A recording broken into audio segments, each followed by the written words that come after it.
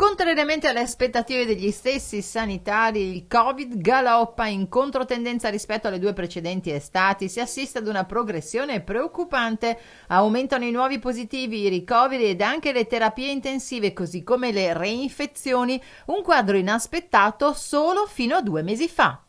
Abbiamo in questa settimana aumentato del 70% qui a Padova di media sia le nuove positività che gli attualmente positivi, e questo è un dato che ci fa tenere molto alta l'attenzione.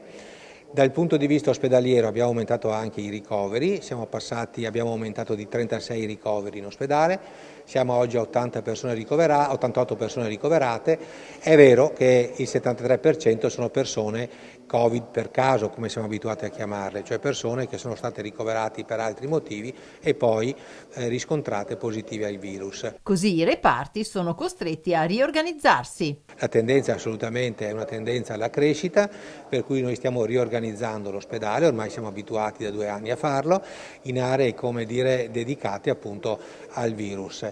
Il pensiero che deve esserci un po' da tutti è quello di usare molto buon senso, perché il fatto che abbiamo ritrovato un virus in piena estate è un qualcosa di diverso rispetto a quello che abbiamo visto negli anni scorsi. Ecco, sembra quasi che il virus si diverta, tra virgolette, purtroppo per noi, a sorprenderci e a sorprendervi, no? Questi numeri, lei diceva in conferenza stampa, non ce li aspettavamo nemmeno noi.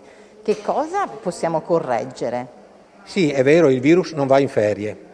Questo è il dato assolutamente fondamentale, anzi sembra quasi che si diverta a far sentire maggiormente la presenza nelle nostre comunità.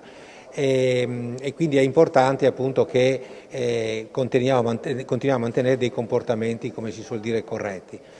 Quindi sempre la mascherina a portata di mano, evitate quel sentirsi liberi tutti che ormai respiriamo un po' dappertutto, quindi evitare gli assembramenti, là dove ci sono mascherina, distanziamento sociale, igiene delle mani. E poi lì dove è possibile, quindi soprattutto per quanto riguarda gli anziani, c'è una quarta dose di vaccino da poter fare. E poi per chi ha sintomatologia da Covid correre subito ai ripari, perché ci sono delle terapie molto adatte. Io sottolineo sempre il fatto di dire è andato tutto bene lo diciamo alla fine, cioè quando uno si prende il Covid e risulta positivo non è detto che gli vada bene, glielo auguriamo, ma possiamo dire che gli è andato bene solo alla fine, non sempre è così, attenzione.